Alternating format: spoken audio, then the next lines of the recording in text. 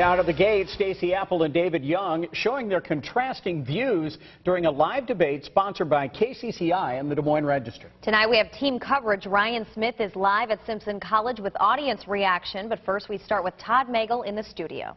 Steve and Laura, critics probably agree that tonight's debate was probably the last and the best chance for voters to hear from the 3rd District congressional candidates. Democrat Stacey Apple and Republican David Young shared a stage at Simpson College tonight for about the hour-long debate.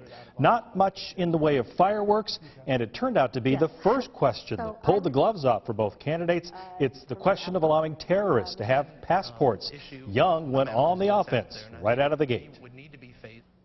In that first debate, you said you would not be advocating taking away the passports of terrorists.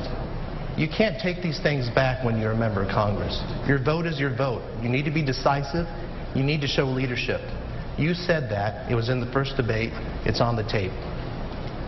Let me be absolutely clear one more time. I do not support giving terrorists passports. It's absolutely absurd to think that a mom of 6 would think it's a good idea for terrorists to have passports. I will do everything possible to keep my family safe and your family safe and American families safe.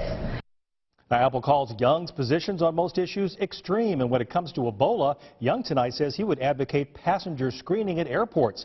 Now, neither support legalization of marijuana, but both actually agreed that there needs to be a new federal law to allow people to cross state lines when transporting certain types of medical marijuana. Laura?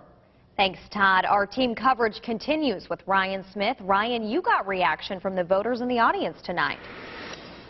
Laura, that's right. Once this hour-long debate wrapped up here in Simpson College, we waited outside, talked to audience members once the folks filtered out of the debate hall here. And no surprise here, a lot of the folks tonight showed up with their minds already made up. They came to show support for their particular candidate and praised their performance very highly, whether it was David Young or Stacey Apple. However, there were a few who say they came here with an open mind, eager for either Young or Apple to win them over. It was a packed house inside the Kent Campus Center. Young supporters say he made good use of his airtime by not only reaffirming his positions, but also exposing Apple's, quote, poor record in the state Senate. Meantime, Apple supporters tell me they saw an improved debater tonight, one who took a stronger stance on issues like minimum wage and education. I think she was stronger than I've ever seen her. She's done an excellent job. She understands, I think, far better than Young exactly what's happening in the middle class. David Young did a great job tonight by being very explicit but short on his answers on where he stood on issues that were of critical importance. I think there was a little bit of friction between the two. I'd like to see more of that, to see their leadership styles tested a little more before the election. And one thing that both sides of those in attendance did agree on, that this was a much more lively debate than the first time these two met about a month ago.